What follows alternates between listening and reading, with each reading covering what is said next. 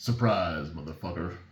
What's up? This is your friendly neighborhood Venger Satanis, making a quick little video about Story Now. And this was prompted in part by the RPG Pundits video from a day or two ago, where he was talking about story before, story after, story now. I'll quickly give you a brief rundown. So story before is usually how people see it. The game master comes up with a story that and maybe not just the game master, maybe the entire table, all the players, everybody participating, perhaps, comes up with a story idea that they want to play or participate in, and then the whole game is managed to facilitate that story. And this is kind of where story gaming comes from. Story after is when there's a scenario and you play, and whatever happens. You don't try to create a narrative. You don't try to alter or fiddle with anything. It's all fairly procedural, and whatever is written down or whatever is rolled just happens that way. And then you come up with a story afterwards. And if you get lucky, it's a coherent and engaging story that people like or appreciate. I don't like story before or story after. I like story now. And I plugged it into Google, and it came up with an AI response, and we're going to go over that now. Okay. All right. In the context of role-playing games, Story Now is a style of play where the game's narrative is created collaboratively and emerges from the player's actions during the session rather than following a predetermined plot. It stands in contrast to the more traditional Story Before style, where the game master devises a pre-written plot for the players to follow, or in a not-so-traditional story gaming way.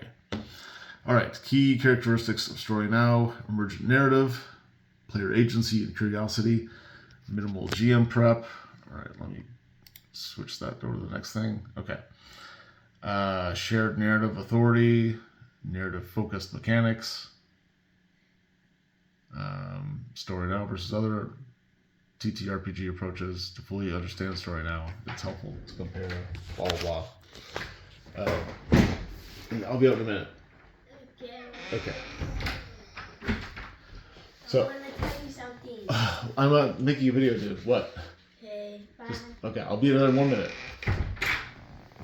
So yeah, obviously I had I should have started this video earlier, but it is what it is. So Pundit was talking about not only storytelling games, but story gaming, and how those things are different, but in my mind, they try to achieve the same goal. Storytelling games don't go far enough, and story gaming goes too far. All we really want to do, in essence, I feel like most game masters and players, is for the players to take part in the adventure and direct the action, while a coherent and engaging narrative or story is also taking place around them. So it's not just about the living world, it's also about the living story. And if you want to, I've written about this many times before, I've spoken about it, I live it. So if you want to know more about this, I don't know, ask me questions.